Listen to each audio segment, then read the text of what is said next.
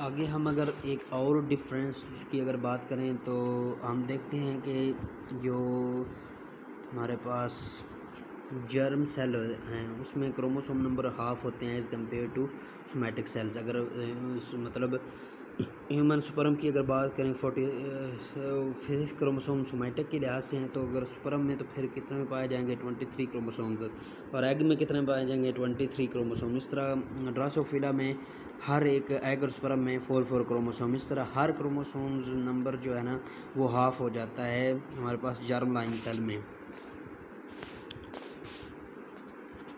आगे जो हमारा प्रोकैरियोट्स एंड यूकैरियोटिक सेल्स का हम डिफरेंस जानेंगे, और इसके बाद एंड वाला ये टॉपिक है हमारा बिल्कुल प्रोकैरियोट्स एंड यूकैरियोटिक सेल्स। तो प्रोकैरियोट्स और यूकैरियोट्स का क्या है, डेफिनेट जो है ना न्यूक्लियस, बिल्कुल वाज़ेह न्यूक्लियस की बुनियाद पर इसको तकसीम किया गया है। प्रोकैरियोट्स बाय 4 न्यूक्लियॉन्स और यूकैरियोट्स जिसमें 3 न्यूक्लियस हमारे पास पाया जाता है।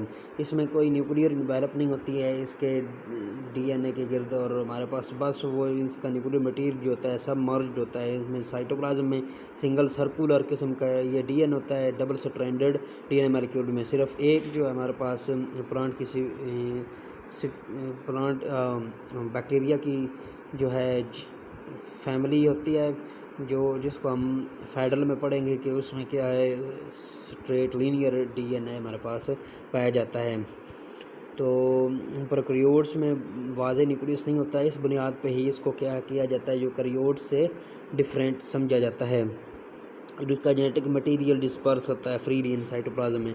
अगर दूसरा डिफरेंस अगर हम जानें तो इसमें क्या है, मेम्ब्रेन बाउंड ऑर्गेनेलीज जो है हमारे पास, जैसे हमारे पास chloroplast, chromoplast, nucleus, Golgi apparatus, और हमारे पास एंडोप्लाज्मिक रेटिकुलम्स, गोल्गी अपरेटस वगैरह, ये सारे के सारे हमारे पास प्रोकैरियोटिक सेल में नहीं पाए जाते, और जबकि यूकैरियोटिक सेल में हमारे पास पाए जाते हैं। प्रोकैरियोटिक सेल को हम प्रोकैरियोट्स का नाम देते हैं और यूकैरियोटिक सेल को हम यूकैरियोट्स का नाम देते हैं। ज़्यादातर कुछ यूकैरियोट सेल यूनिसेलुलर भी होते हैं और मल्टी सेलुलर भी। ज़्यादातर प्रोकैरियोट जो हैं वो यूनिसेलुलर ही होते हैं। आगे हम अगर बात करें राइबोसोम्स की, राइबोसोम दोनों में पाया जाता है, लेकिन क्या है राइबोसोम स्मॉल साइज़ का होता है 70S राइबोसोम का, और जो दूसरे यूकैरियोट्स में पाया जाता है वो 80S क्रोमोसोम का राइबोसोम होता है। आगे अगर बात करते हैं इम्पोर्टेंट पॉइंट की, तो यूकैरियोटिक सेल में कौन सा पाया जाता है हमारे पास राइबोसोम, 80S का या फिर 70S का। तो ये तो दोनों किस्म के हमारे पास पाए जाते हैं यूकैरियोट्स में। ये तो उसके सेलुलर राइबोसोम और ये उसका माइटोकॉन्ड्रिया, और क्लोरोप्लास्ट अगर वो ऑटोट्रॉफ है तो वो उसका क्रोमोसोम, मतलब 70S भी पाया जाता है और 80S भी। लेकिन प्रोकैरियोट्स का जो है राइबोसोम वो उसके बिल्कुल माइटोकॉन्ड्रिया और क्लोरोप्लास्ट की तरह के है। आगे चौथा डिफरेंस की बात करें तो सेल डिवीजन की अगर बात करें तो माइटोसिस के ज़रिए यूकैरियोट्स में होती है, तो लेकिन इधर हमारे पास बैक्टीरिया में किसके ज़रिए से होती है, बाइनरी फिशन के ज़रिए से। और प्रिमिटिविटी की बात करें तो मोर प्रिमिटिव हमारे पास बैक्टीरिया हैं एवोल्यूशनरी पॉइंट ऑफ व्यू से, और जो हमारे पास न्यू हैं, रिसेंट हैं और कम्प्लेक्स हैं वो हमारे पास यूकैरियोट्स हैं। आगे हमारे पास ये इसके मोस्ट डिस्टिंग्विशिंग फीचर इसकी क्या होती है, सेल वॉल की बात करें तो जो प्लांट्स में पाई जाती है सेलुलोज की, और फंजाई में पाई जाती है काइटिन की, लेकिन इसकी जो है ना पेप्टाइडोग्लाइकेन पर मुश्तमिल होती है। मतलब स्मॉल ग्लाइकेन चेन जो लिंक करते हैं हमारे पास, शुगर जो लिंक करती है हमारे पास पेप्टाइड चेन से, तो इस तरह हमारे पास पेप्टाइडोग्लाइकेन्स होती है, और वो वोल मॉलिक्यूल जो है ना एक कम्प्लेक्स अरेंजमेंट में होता है, कम्प्लेक्स सिस्टम बनाता है, और इसको हम सक्कुलस का नाम देते हैं। ये और ये कोवलेंट बॉन्ड के ज़रिए जो ना shorter chain of amino acid से ग्लाइकेन चेन अटैच होते हैं। और सेल वॉल अगर ये डिफरेंस हो गया, और बाकी अगर देखें ये पिलाई, ये प्रोकैरियोट्स में पाई जाती है और यूकैरियोट्स में हमारे पास नहीं पाई जाती है। अगर फ्लैजेला की अगर बात करें तो फ्लैजेला जो एनिमल सेल वगैरह में पाए जाते हैं तो वो ट्यूब्यूलन प्रोटीन पर मुश्तमिल होता है, जबकि प्रोकैरियोट्स का फ्लैजेलन प्रोटीन पर मुश्तमिल होता है। इसका डिफरेंस हो गया। आगे हमारे पास ये बात करें तो पता चलता है हमारे पास आरएनए पॉलीमरेज़ की टाइप्स। आरएनए पॉलीमरेज़ 3 किस्म की यूकैरियोटिक सेल में पाई जाती हैं, जबकि प्रोकैरियोटिक सेल में हमारे पास सिंगल एक किस्म का आरएनए पॉलीमरेज़ पाया जाता है। ये डिफरेंस हो गया एक। और अगर हमारे पास इसी डिफरेंस को आगे लेके हम अगर चलें तो पोस्ट ट्रांसक्रिप्शनल मॉडिफिकेशंस यूकैरियोट्स में होती हैं। जब हमारे पास ट्रांसलेशनल मॉडिफिकेशन और post transcriptional modifications. Translational modification जब मैसेंजर आरएनए हमारा ट्रांसक्रिप्शनल मॉडिफिकेशन में जब मैसेंजर आरएनए बनता है तो उसके अंदर कई किस्म की चेंजेस आती हैं, तब जाके वो साइटोप्लाज्म में आता है। हेड अटैच होता है, टेल अटैच होता है, जबकि ये बिल्कुल डायरेक्टली प्रोकैरियोट्स का जो होते ही जो पहले साइटोप्लाज्म में है, तो इसके लिए चेंजेस की वो इतनी ख़ास ज़रूरत नहीं होती है।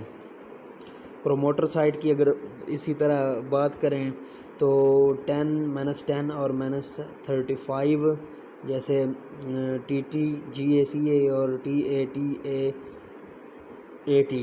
ये जो है -35 प्रोमोटर साइट होती हैं, जबकि यही अगर हमारे पास यूकैरियोटिक सेल की बात करें तो -25 और 75 होती हैं। इसी तरह प्रोकैरियोटिक और यूकैरियोटिक सेल में कई किस्म की और डिफरेंसेस को भी हम जो है ना फाइंड कर सकते हैं। मिसाल के तौर पर अगर हम देखें इसकी सेल मेम्ब्रेन में तो कोलेस्ट्रॉल यूकैरियोटिक सेल में पाया जाता है जो उसको स्टेबलाइज करता है, और जबकि हमारे पास प्रोकैरियोटिक की सेल मेम्ब्रेन में स्टीरोल्स और मतलब कोलेस्ट्रॉल वगैरह नहीं होता है, जो उसकी वजह से इतनी स्टेबिलिटी नहीं होती है और ये फ्रेजाइल स्ट्रक्चर होता है और इसको डिस्टर्ब करने से हमारे पास इसकी डेथ हो सकती है। जैसे एंटीबायोटिक्स इसकी मेम्ब्रेन को ज़्यादातर क्या करते हैं, नुकसान पहुँचाते हैं। और एक्स्ट्रा ये सेलुलर इसमें एक DNA का पार्ट होता है, प्लाज्मिड्स वगैरह होते हैं। और DNA की बात करें तो लीनियर होता है प्रोकैरियोट्स में, और हमारे पास इसमें सिंगल सर्कुलर होता है, डबल स्ट्रैंडेड, जिसको न्यूक्लियोइड हम कहते हैं। और डिस्क्रीट क्रोमोसोम भी हमारे पास प्रोकैरियोट्स में नहीं पाई जाती और यूकैरियोट्स में पाई जाती हैं। अगर इन टॉपिक्स को अगर हम फेडरल टेक्स्ट बुक बोर्ड से देखें तो प्लास्टिड्स प्रोप्लास्ट होता है सबसे पहले। अगर प्रोप्लास्टिड्स किस तरह बनता है तो ये हम डिस्कस करेंगे। सबसे पहले हमारे पास प्रोप्लास्ट होता है, जिससे हमारे पास क्लोरोप्लास्ट और ल्यूकोप्लास्ट भी बनता है। तो क्लोरोप्लास्ट से आगे जो है ना क्रोमोप्लास्ट बनता है, ल्यूकोप्लास्ट की अमाइलोप्लास्ट, इलायोप्लास्ट और प्रोटीनोप्लास्ट, जिसका डिस्कस फंक्शंस हम पहले ही डिस्कस कर चुके हैं पंजाब टेक्स्ट में जो इजाफी इंफॉर्मेशन के तौर पर। स्ट्रक्चर एंड फंक्शंस बिल्कुल वही उसी जैसा स्ट्रोमा, थैलाकॉइड, ग्रेना सम होता है। अगर हम बात करें जो वो एक और डिफरेंस की, दो थैलाकॉइड जो एक दूसरे के ऊपर स्टॉक करके हमारे पास बनाती हैं ग्रेना, तो उसको हम स्मॉलर थैलाकॉइड का नाम देते हैं, जो डिस्क शेप होते हैं और piled on one another like stock of coins. तो एक थैलाकॉइड में 25 से लेकर 50 तक थैलाकॉइड हो सकती हैं, जो कि पंजाब टेक्स्ट बुक बोर्ड में हमारे पास सिर्फ 50 थैलाकॉइड लिखा हुआ है। तो नंबर 20 का लार्ज थैलाकॉइड वो होती हैं जो कि नॉन ग्रीन होती हैं, जो कि एक जो है ग्रेना को दूसरे ग्रेना के साथ जोड़ती हैं, इसको इसलिए इंटर ग्रेना भी नाम दिया गया है, जो कि हमें पता है इंटर ग्रेना का। लेकिन लार्ज थैलाकॉइड जो है ये जो है इधर फेडरल बुक बोर्ड में ये कंसेप्ट है। तो ये इंफॉर्मेशन थी इसकी इजाफी। और हमारे पास nucleus prominent, most prominent organelle होता है, ज़्यादा इसका फंक्शन है। तो ये हमने जो स्पेस पाई जाती है आउटर न्यूक्लियर मेम्ब्रेन में और इनर न्यूक्लियर मेम्ब्रेन में, तो उसको हम जो है क्या उसमें कौन सा फ्लूइड होता है, इस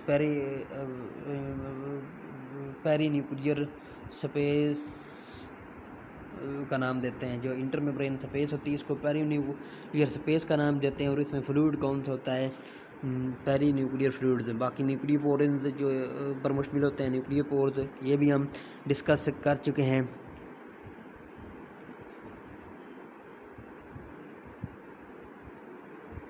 कार्बोहाइड्रेट अगर बात कर चुके हैं, जो अंदर सेल के अंदर जाते हैं और सेल के जो बाहर जाते हैं वो कौन से हैं, RNA ribosomal proteins moving from nucleus to cytoplasms. और दूसरी अगर बात करें DNA पॉलीमरेज, और उस DNA पॉलीमरेज जो हम पहले डिस्कस किया हमने, तो कार्बोहाइड्रेट सिग्नलिंग और लिपिड वगैरह क्या करते हैं, साइटोप्लाज्म से न्यूक्लियस के अंदर जो है दाखिल होते हैं। आगे न्यूक्लियोप्लाज्म की बात करें, न्यूक्लियोप्लाज्म जो है हमारे पास जैसे साइटोप्लाज्म होता है ऐसे न्यूक्लियोप्लाज्म होता है इसमें। तो ये थोड़ा बहुत जो है इसका डिफरेंस होता है। सेमी फ्लूइड ग्राउंड सब्सटेंस होता है और mixture of proteins, enzymes, RNA polymerases, free nucleotides. और आयंस की बात करें, मैग्नीशियम्स वगैरह। और जो ये सारे के सारे प्रोसेस DNA और RNA की सिंथेसिस में मदद करते हैं।